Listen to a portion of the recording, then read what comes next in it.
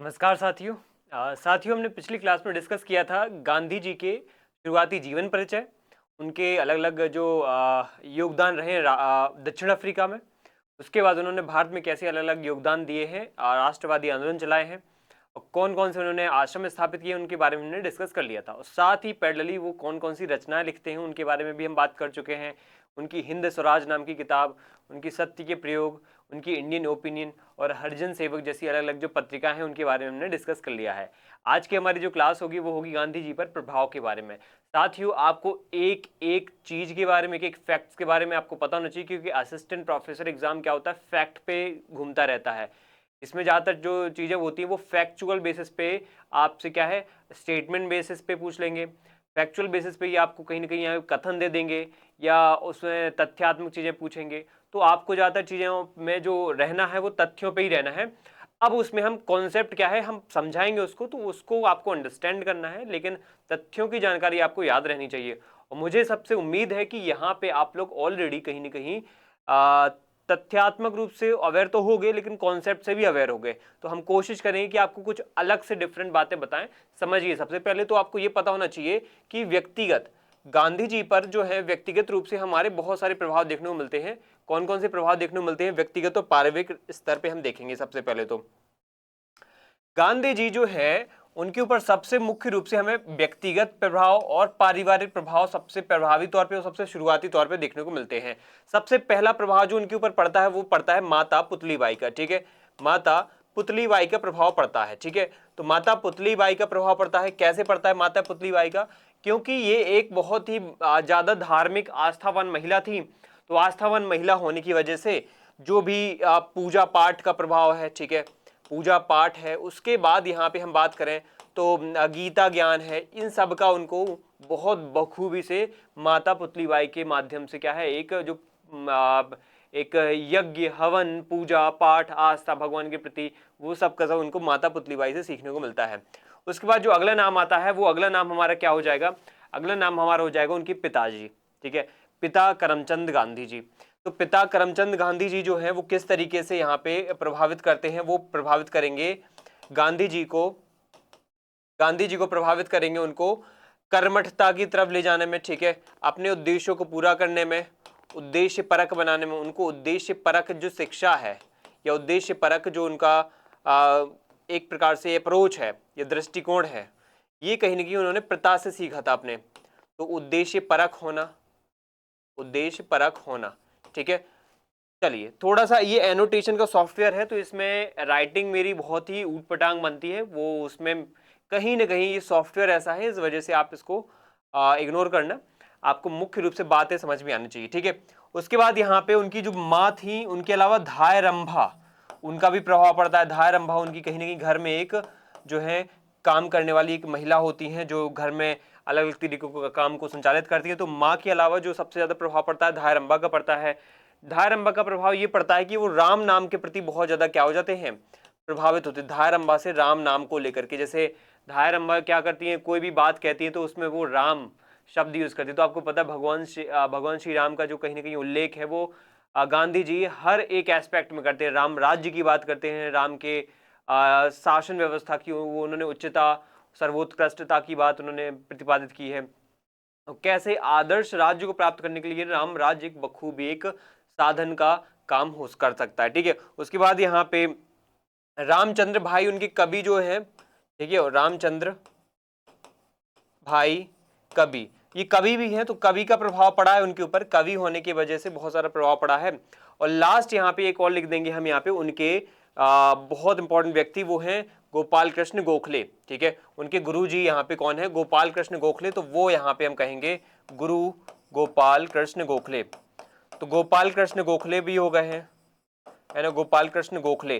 गोपाल कृष्ण गोखले आपको पता है जैसे ही भारत में एंटर करते हैं ये प्रवासी, हम जानते हैं कि प्रवास के माध्यम से दक्षिण अफ्रीका के प्रवास के बाद भारत में जैसे ही एंटर करते हैं हमारे महात्मा गांधी जी, तो वो क्या करते हैं, यहाँ पे सबसे पहले गुरु गोपाल कृष्ण गोखले जी से मिलते हैं, अपने दार्शनिक अपने राजनीतिक गुरु गोपाल कृष्ण गोखले से मुलाकात करते हैं।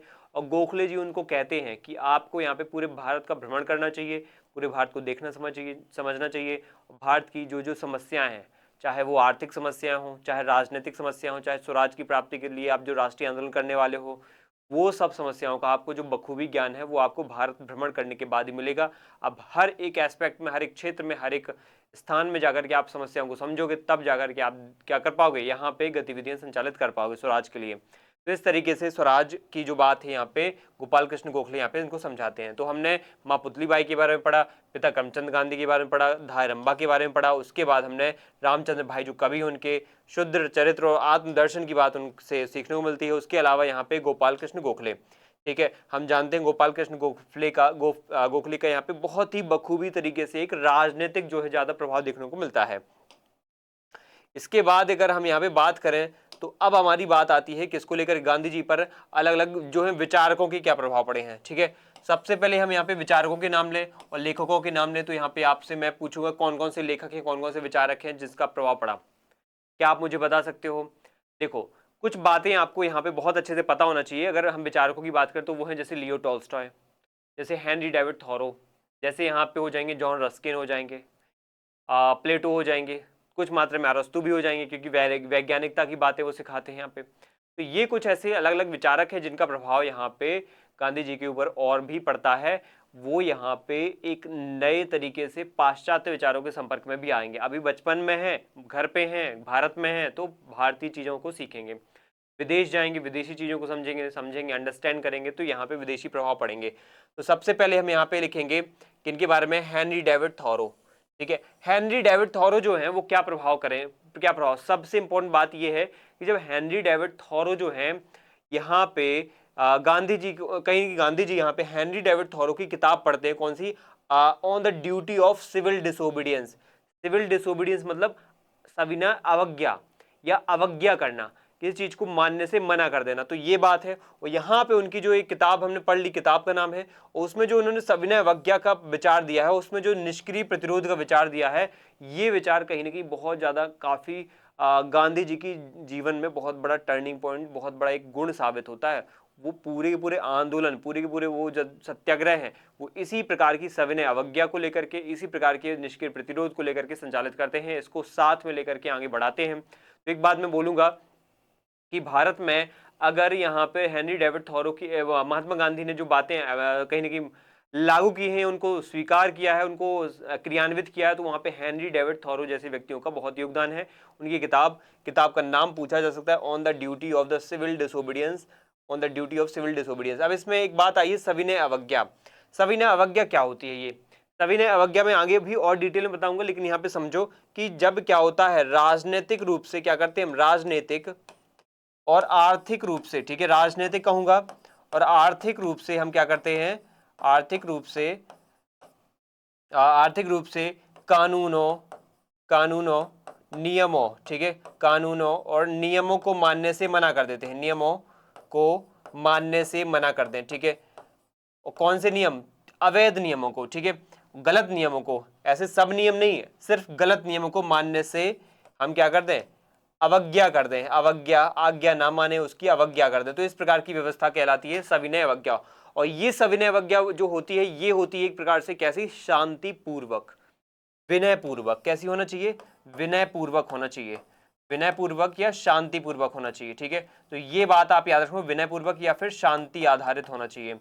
इसके बाद अगर हम बात करें निष्क्रिय प्रतिरोध, निष्क्रिय प्रतिरोध क्या होता है बताइए।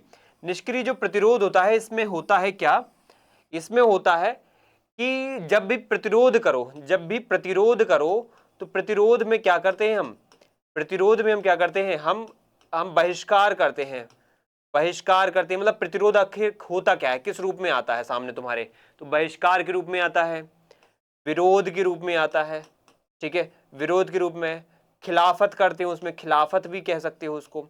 तो ऐसे अलग अलग रूपों में आते हैं, खिलाफत है, विरोध है, बहिष्कार है, ऐसे अलग अलग रूपों में क्या आता है, ऐसे अलग अलग रूपों में आता है ये प्रतिरोध। अब हमारे लिए जानना जरूरी हो जाता है ये प्रतिरोध ऐसे रूपों में आता है, तो हम करते क्या हैं, हम यहाँ पे निष्क्रियता को बढ़ावा देते हैं। हम क्या करते हैं, निष्क्रियता, निष्क्रियता मतलब कोई भी क्रियाशीलता नहीं करेंगे, क्रियाशीलता नहीं।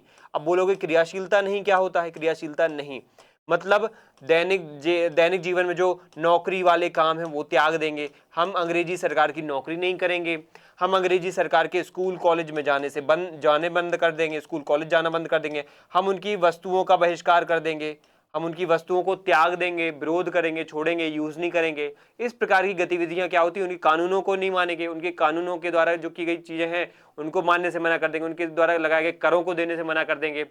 ये होते हैं निष्क्रिय प्रतिरोध। तो सविनय अवज्ञा और निष्क्रिय प्रतिरोध कहीं ना कहीं थोड़ा थोड़ा साथ में चलती हैं चीजें। ये सब का सब वो थॉरो से सीखते हैं। क्या है थॉरो की किताब का नाम? On the duty of the civil disobedience, on the duty of the civil disobedience. ठीक है, अब आता है दूसरा नाम यहाँ पे जॉन रस्किन का। जॉन रस्किन यहाँ पे क्या बोलते हैं, देखो जॉन रस्किन की बात आप यहाँ पे थोड़ा सा ध्यान देना। ये है जॉन रस्किन, आपको फोटो में यहाँ पे दिख रहे हैं, जॉन रस्किन है और ये थॉरो है। ये थॉरो हो जाएंगे, दिख रहे होंगे, और ये रस्किन है। फोटो देखने से और अच्छे से याद हो जाती हैं चीजें, इनको याद होना। जॉन रस्किन है ये और ये थॉरो है। चलिए अब इसके बाद हमारा जो पॉइंट बनता है वो बनता है किस चीज को लेकर के? रस्किन को लेकर के, कि जॉन रस्किन जो है ये कहाँ के हैं? अच्छा, हेनरी थॉरो जो है, डेविड थॉरो, ये यूएसए के हैं और रस्किन ब्रिटिश है। कौन है? ब्रिटिश है। ये भी आ सकता है एग्जाम में। तो आपको यहाँ पे किताब उनकी पता होना चाहिए, unto this last, unto this last. और यहाँ पे इंपॉर्टेंट बात है कि रस्किन से वो क्या सीखते हैं? तो वो सीखते हैं सर्वोदय, वो सीखते हैं अंत्योदय। सर्वोदय मीन्स सबका उदय, मतलब कोई भी, चाहे ये छोटी चाहे पांचों उंगली है, ठीक है। देखो हमें सबको पता है कि हमारे हाथ में पांचों उंगली है, ये अंगूठा है, ये उंगली है, ठीक है। सभी का आकार कहीं ना कहीं छोटा बड़ा है, लेकिन हमें सबको आगे बढ़ाना है तो हमें सबको यहाँ पे आगे ले जाना पड़ेगा या ऊपर ले जाना पड़ेगा, कहीं ना कहीं पे सब पे महत्व देना पड़ेगा।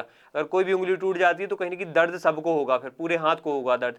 तो वही यहाँ पे है कि सबका होना चाहिए विकास, सबका उत्थान होना चाहिए, सबका यहाँ पे क्या होना चाहिए? अपलिफ्टमेंट होना चाहिए, डेवलपमेंट होना चाहिए।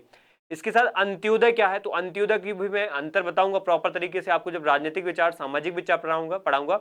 अभी बस सुन लो, अंत्योदय मतलब जब अंत में कोई पिछड़ चुका है ऑलरेडी, जो हमने सर्वोदय के माध्यम से हम जिनका विकास नहीं कर पाए हैं और बहुत पिछड़ गए हैं, उन पिछड़े हुए लोगों को फिर से वापस से लाना आगे। बात समझना यहाँ पे, अंत्योदय और सर्वोदय में हम एक बेसिक बात यहाँ पे ये रखेंगे कि सर्वोदय मतलब ये होता है कि जहां पे सभी का उदय हो, है ना, सभी का उदय हो, सब बराबर तरीके से आगे बढ़े। लेकिन कभी कभार ऐसा हो जाता है कि यहाँ पे कुछ लोग पिछड़ जाते हैं, और पिछड़ जाते हैं, हम उनका सर्वोदय नहीं कर पाते हैं, हम सबका उदय नहीं कर पाते, तो वो पिछड़ जाते हैं, वो पीछे चले गए हैं, वंचित हो गए हैं। तो उनको उदय करने के लिए हम क्या करेंगे? उनका उदय करने के लिए हम अंत्योदय करेंगे, कि अंत में जो खड़े हैं, अंत में है, जो पिछड़ गए हैं, जो पिछड़े हैं या जो किसी कारणवश पिछड़ गए हैं, उनको हम क्या करेंगे? आगे लाएंगे। फिर आगे ला करके फिर से क्या करेंगे? उनका सर्वोदय करेंगे। तो इस तरीके की बातें जो है यहाँ पे सिखाई जाती हैं रस्किन के माध्यम से। और रस्किन की बात आप यहाँ पे पढ़ोगे तो कहाँ, कौन सी किताब में मिलेगी देखने को? वो मिलेगी unto this last, unto this last या अनटू द लास्ट, ये आपको किताब है। यहाँ पे गांधी जी को शारीरिक श्रम यानी ब्रेड लेबर और सर्वोदय यानी सबका कल्याण, और साथ में गांधी जी का जो यहाँ पे अंत्योदय का विचार है, यहाँ पे गांधी जी ने इस पुस्तक का गुजराती में अंत्योदय नाम से अनुवाद भी किया। पूछ सकता है गांधी जी का जो ये सर्वोदय का विचार है ये किस किताब में मिलता है? तो उन्होंने एक अंत्योदय नाम की किताब लिखी है, गुजराती में अनुवाद उसका किया है, किसका? अनटू दिस लास्ट का ही किया है।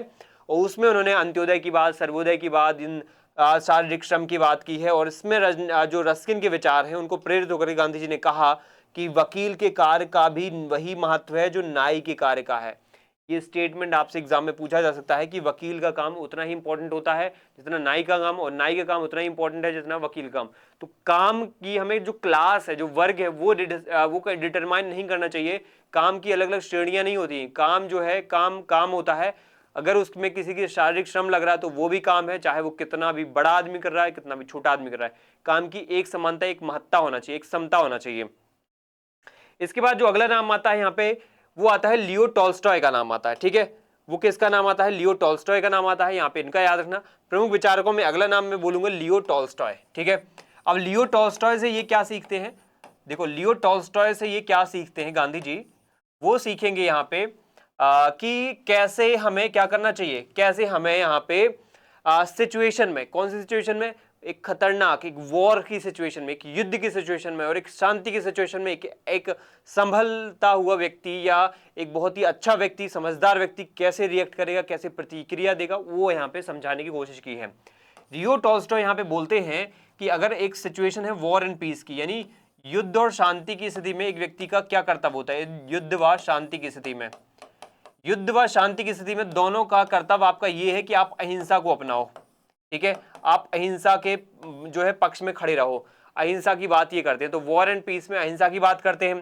साथ ही दार्शनिक अराजकतावाद भी कहां से सीखते हैं? लियो टॉल्स्टॉय से सीखते हैं। ठीक है, दार्शनिक अराजकतावाद, दोनों बातें याद रखना है आप लोगों को। अराजकतावाद हो गया है और यहाँ पे दार्शनिक अराजकता की बात, यहाँ पे ये अहिंसा की बात, ये लियो टॉल्स्टॉय से सीखी है। अब हम यहाँ पे आगे जो डिटेल में डिस्कशन है वो करेंगे। इसके अलावा एक और व्यक्ति है प्लेटो। प्लेटो की किताब का नाम आपने पढ़ा होगा, प्लेटो की किताब का नाम है एपोलॉजी। ठीक है, एपोलॉजी, एपोलॉजी जिसमें वो माफी मांगते हैं, कोई उन्होंने जो सुधार किए थे, सुधार करने की कोशिश की थी, वो सफल नहीं हो पाया, तो उनमें माफी मांगते हैं प्लेटो। उसी एपोलॉजी को लेकर के वो क्या सत्यवान नाम की किताब लिखते हैं, गुजराती में उसका अनुवाद करते हैं सत्यवान। और इसमें उन्होंने कहीं ना कहीं कोशिश की है कि यहाँ पे एक आदर्शात्मक व्यवस्था को कैसे लाया जा सकता है, ये आदर्शवाद की बात इस किताब में करते हैं, आदर्शवाद को लेकर के। ठीक है, तो ये कुछ बातें जो हैं आपको और एक्स्ट्रा में पता होना चाहिए, इनको हम यहाँ पे देख लेते हैं। देख ही लिया है हमने, इसको और डिटेल में अगर आपको देखना हो तो आप यहाँ पे देख सकते हो। यहाँ पे लियो टॉल्स्टॉय की किताब का नाम मैं बताना भूल गया, देश कौन सा है? देश यूएसएसआर है। थोरो का नाम हमने पढ़ा है, थोरो कहाँ से है? थोरो यूएसए से है। जॉन रस्किन कहाँ से हैं? जॉन रस्किन हमें पता होना चाहिए ब्रिटेन के हैं। रस्किन कहाँ के हैं? ब्रिटेन के हैं। उसके अलावा यहाँ पे जो अगला नाम आता है वो आता है यहाँ पे लियो टॉल्स्टॉय का। ठीक है, लियो टॉल्स्टॉय का नाम आता है, जो कहाँ से हैं? यूएसएसआर यानी सोवियत से थे। और इन्होंने जो किताब लिखी है वो लिखी है गॉड विद इन यू, भगवान तुम्हारे अंदर है, ईश्वर तुम्हारे अंदर है। और इनकी जो एक और है what to do and war and peace, ये कुछ अलग अलग उपन्यास हैं। दार्शनिक अराजकतावाद और खासतौर पे अहिंसा की यहाँ पे बात इनको देखने इनके इस सिद्धांत में देखने को मिलती है। एपोलॉजी, सत्यवीर या सत्यवान की कथा, इस तरीके से ये रचना करते हैं प्लेटो की इस किताब का। और आदर्शवाद की और नैतिक मूल्यों के प्रति सरोकार को लेकर के इन्होंने क्या है सीखा है, प्रभावित हुए हैं। ठीक है, तो ये बातें हमने पढ़ ली गांधी जी के प्रभाव के लेकर के। अब हम पढ़ते हैं गांधी जी पर धर्मों का क्या प्रभाव पड़ा है। अलग अलग जो पौराणिक ग्रंथ हैं, धर्म हैं, अलग अलग जो अलग संप्रदाय हैं, उनका क्या प्रभाव पड़ता है। जैसे हम अगर श्रवण प्रतिभक्ति की बात करें तो देखो आपको पता है कि बचपन में वो उनकी माँ उनके पिता के माध्यम से जो धार्मिक ज्ञान है वो बहुत हद तक दिया गया है। धार अम्बा के माध्यम से भगवान श्री राम के प्रति वो बहुत ही आकर्षित थे और माँ के साथ वो श्रवण प्रतिभक्ति और जो पूजा पाठ है, आस्था से बहुत ज्यादा क्या थे, जुड़े हुए थे। तो श्रवण प्रतिभक्ति से वो पितृभक्ति यानी पिता माता की सेवा करना कितना जरूरी है ये सीखा। सत्यवादी राजा हरिश्चंद्र के नाटक से उन्होंने सत्य बोलना, कि सत्य से कभी समझौता नहीं करना चाहिए, ये चीजें सीखी उन्होंने। भगवत गीता को उन्होंने दूसरी माँ कहा। उन्होंने निष्काम कर्म योग सीखा, ये एग्जाम में चीजें आ सकती हैं। उन्होंने यहाँ पे जो है दूसरे अध्याय के श्लोकों का बहुत प्रभाव पड़ा, खास तौर पे यहाँ पे आध्यात्मिक संदर्भ यहाँ पे अपना मानते हैं कि मुझे जो आध्यात्मिकता की जो पराकाष्ठा जो मेरी बनी है वो श्रीमद् भागवत गीता की वजह से बनी है। आप देखो जो है गांधी जी हर एक एस्पेक्ट में क्या कर रहे हैं, अलग अलग आंदोलन चला रहे हैं, सत्याग्रह कर रहे हैं, लेकिन किसके लिए? ना तो खुद के लिए ना किसी और के लिए, वो बस एक अपना काम कर रहे हैं बिना किसी फल के लिए, बिना किसी फल के।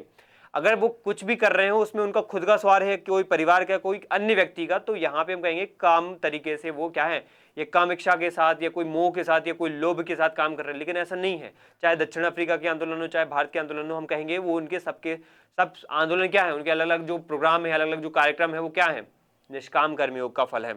बाइबल जो है आप लोगों को पता होगा, बाइबल जो है माउंट ऑफ द सरमन, ऐसे कुछ उनके जो अलग अलग चैप्टर्स हैं, अलग अलग जो उसमें कहीं कहीं बातें हैं, उनके माध्यम से वो क्या सीखते हैं, शिखर पर प्रवचन के माध्यम से उन्होंने क्या सीखा, यहाँ पे पाप से घृणा करो पापी से नहीं, ये बात उन्होंने सीखी थी कि पाप जो है ना वो खतरनाक है, उसके व्यक्ति के अंदर आए हुए थॉट खतरनाक है। अगर वो बुरे थॉट हैं, बुरे विचार हैं, उसकी सोच बुरी है यहाँ पे अगर, तो वो बुरी होती है, वो घातक होती है, वो यहाँ पे इंसान के लिए ज्यादा डरावनी है। वो व्यक्ति डरावना नहीं होता है, वो व्यक्ति घातक नहीं होता है, वो पापी व्यक्ति बुरा नहीं है, क्योंकि वो यहाँ पे क्यों हो गया है, वो वजह बुरी है यहाँ पे। जैनवाद को लेकर के अगर हम बात करें, जैनवाद को लेकर के, तो जैन दर्शन में आपने पढ़ा होगा, जैन दर्शन में अहिंसा भी है। ठीक है, अपरिग्रह का सिद्धांत भी आपको पता होगा, ट्रस्टीशिप का सिद्धांत गांधी जी ने जो लिया है वो किससे मिलता जुलता है, वो अपरिग्रह के सिद्धांत से मिलता हुआ। तो ट्रस्टीशिप हो गया यहाँ पे, ट्रस्टीशिप का सिद्धांत हमने कहाँ से देखा है, यहाँ पे अपरिग्रह, जो कि जैनवाद। उपनिषदों से उन्होंने बहुत सारी चीजें सीखी है, खासतौर पे यहाँ पे देखें तो उपनिषदों में भी अपरिग्रह का सिद्धांत आया है और असंग्रह का सिद्धांत आया है कि संपत्ति का लालच नहीं करना चाहिए, एक व्यक्ति जो होता है अधिक अपनी जो संपत्ति होता है उसका क्या होता है, एक ट्रस्टी होता है, मात्र स्वामी नहीं होता है कि कंप्लीट उसका उपयोग करना है, उसको परोपकार में इसका कहीं खर्च करना चाहिए। उसको तो इस्लाम से भी उन्होंने सीखा। इस्लाम से अगर देखा जाए तो उन्होंने बंधुता की यानी भाईचारे की बात सीखी। भाईचारे, आपने पढ़ा होगा कि गांधी जी यहाँ पे ईश्वर अल्लाह है ना इस तरीके की बातें करते थे, और हिंदू मुस्लिम सिख ईसाई आपस में भाई भाई इस तरीके की जो बातें हैं ये आप लोगों ने जनरली सुनी होंगी। तो ये जो बंधुता वाली बातें हैं, एक दूसरे भाई की बातें हैं, एक दूसरे बंधुता जो है, एक फ्रेटर्निटी है, एक दूसरे को हम यहाँ पे अपने परिवार के रूप में देखें, ना कि यहाँ पे एक अलग थलग समाज के रूप में बढ़ जाए, ना कि अलग थलग यहाँ पे धर्म के रूप में बढ़ जाए। तो ये सब चीजें हमने कहाँ सीखी हैं, ये इस्लाम से सीखी हैं गांधी जी ने, और हमने गांधी जी से सीखी हैं, है ना। और गांधी जी यहाँ पे महाभारत से भी बहुत सारी बातें सीखते हैं। उसमें उन्होंने असत्य पर सत्य की विजय की बात यहाँ पे बताई है कि इस तरीके की चीजें उन्होंने सीखी हैं। और ये सब की सब जो बातें मैं बता रहा हूँ ये आपको सत्य के प्रयोग की जो उनकी आत्मकथा है, उनके अलग अलग जो संदर्भ आए हैं कि इन्होंने, गांधी जी खुद अपनी आत्मकथा में लिख करके बताते हैं कि ये चीजें उनके ऊपर कहाँ से ज्यादा प्रभावित हुई, उन्होंने कहाँ से ऐसे सीखा है। तो आपको ये टू द पॉइंट बातें यहाँ पे आप मिल गई हैं। जब वो पूरी अपनी कहानी बताते हैं ना उसमें, तो उसमें आपको ये मिलेगा कि कैसे अलग अलग ग्रंथों से वो क्या सीखते हैं। चलो, तो एक प्रकार से ओवरऑल हम इसका परिचय अब समझ लेते हैं। परिचय मतलब इसका निष्कर्ष समझ लेते हैं, माफ कीजिएगा, निष्कर्ष समझ लेते हैं कि ओवरऑल गांधी जी पे जो प्रभाव पड़े हैं अलग अलग लोगों के, चाहे वो वैचारिक हों, चाहे वो राजनीतिक हों, चाहे राजनीतिक वैचारिक हों, चाहे सांस्कृतिक वैचारिक हों, चाहे आर्थिक वैचारिक हों, या फिर धार्मिक वैचारिक, जो अलग अलग प्रभाव हैं वो यहाँ पे हमें अलग अलग तरीके से देखने को मिले हैं। आपको एग्जाम में इन लोगों के नाम आ सकते हैं या इनके दिए इन लोगों के द्वारा दिए गए जो सिद्धांत हैं वो पूछे जा सकते हैं। तो आप यहाँ पे ध्यान से देखना है। अगर विचारक आ गया John Ruskin, unto this last किताब है, कहाँ के हैं, ब्रिटेन के हैं। पूछा अब ये भी जा सकता है किस देश के हैं ये, तो ब्रिटेन के हैं। चलो, इसके बाद यहाँ पे मैं हिंदी में लिख देता हूँ। दूसरी बात यहाँ पे ये कि प्रभाव पड़ा है सर्वोदय का, ठीक है, रस्किन का प्रभाव पड़ा है सर्वोदय को लेकर के, और सर्वोदय के साथ साथ यहाँ पे अंत्योदय का यहाँ पे प्रभाव पड़ा है। अंत्य का उदय करना और सर्वोदय मतलब सबका उदय करना। जब सबका उदय नहीं हो पाता है तो कुछ लोग पिछड़ जाते हैं, पिछड़ जाने से वो अंतिम पायदान पे चले जाते हैं, वंचित हो जाते हैं, बहुत ज्यादा बैकवर्ड हो जाते हैं। तो उनको वापस से लाना है ना, तो हमें क्या करना पड़ेगा, अंत्योदय करना पड़ेगा। अंत्योदय हो गया तो फिर सर्वोदय करना आसान हो जाता है। लियो टॉल्स्टॉय यहाँ पे, ये कहाँ से है, टॉल्स्टॉय है आपके यूएसएसआर से, सोवियत से है ये, और इनसे अहिंसा सीखा है और ईसाई धर्म का सच्चा ज्ञान, सच्चा स्वरूप समझा है। खास तौर पर अहिंसा के साथ साथ दार्शनिक अराजकतावाद सीखा है, दार्शनिक अराजकतावाद, ठीक है। मुख्य रूप से ये वाला वर्ड भी याद रखना, अराजकतावाद वाला शब्द भी इन्होंने कहां से लिया है, Leo Tolstoy. Henry David thorough, the kingdom of God is with in you, ये टॉल्स्टॉय की किताब का नाम बहुत जरूरी है, the kingdom of God is with in you, Leo Tolstoy, USSR. अहिंसा और दार्शनिक अराजकतावाद की इन्होंने बातें सीखी। दार्शनिक अराजकतावाद क्या होता है, एक राज्य जो व्यवस्था है वो होनी ही नहीं चाहिए, एक दार्शनिक व्यवस्था होना चाहिए, एक आदर्शात्मक व्यवस्था होना चाहिए जिससे राज्य की आवश्यकता ही ना पड़े।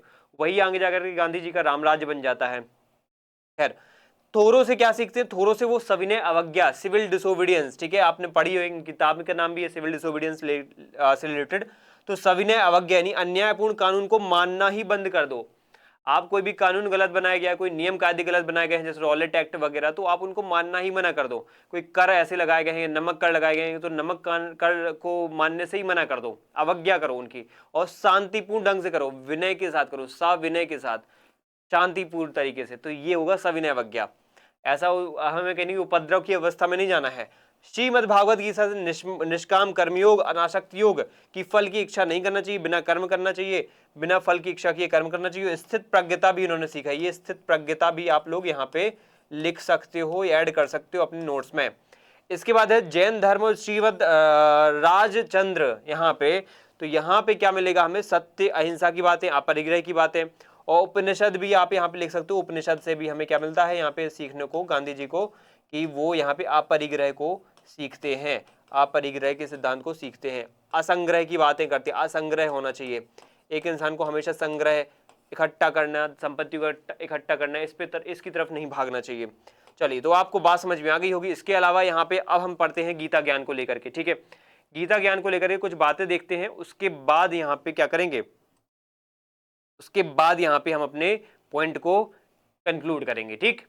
उसके बाद हम अपने आज के डिस्कशन, इस लेक्चर को पॉइंट को कंक्लूड करेंगे। गीता ज्ञान को लेकर के हम यहाँ पे जानते हैं, क्या जानते हैं गीता ज्ञान को लेकर के, गांधी जी ने एक बात बोली थी कि एक व्यक्ति जब भी आगे कोई भी काम करता है तो वो एक फल को लेकर के चलता है, फल को लेकर चलता है, तो फल को लेकर के वो मुंह में भी फंसता है।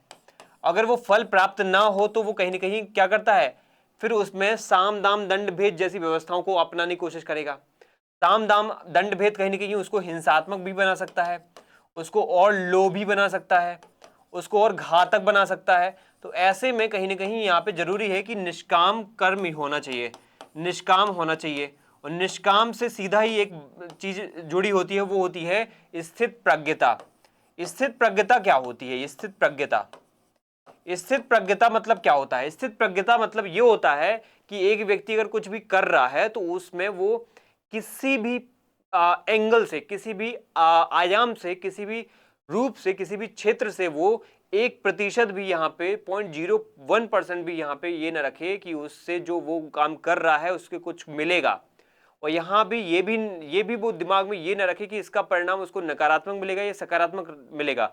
वो बस करे उस काम को, और इतना बैलेंस हो जाए, इतना संतुलित हो जाए, इतना मध्यम मार्गी हो जाए, ना इस साइड जाए वो ना इस साइड जाए, मतलब ना अच्छी की तरफ ज्यादा ना बुरे की तरफ, कि उसको सब अच्छा मिलेगा, अच्छा मिलेगा, या बुरा मिलेगा, बुरा मिलेगा।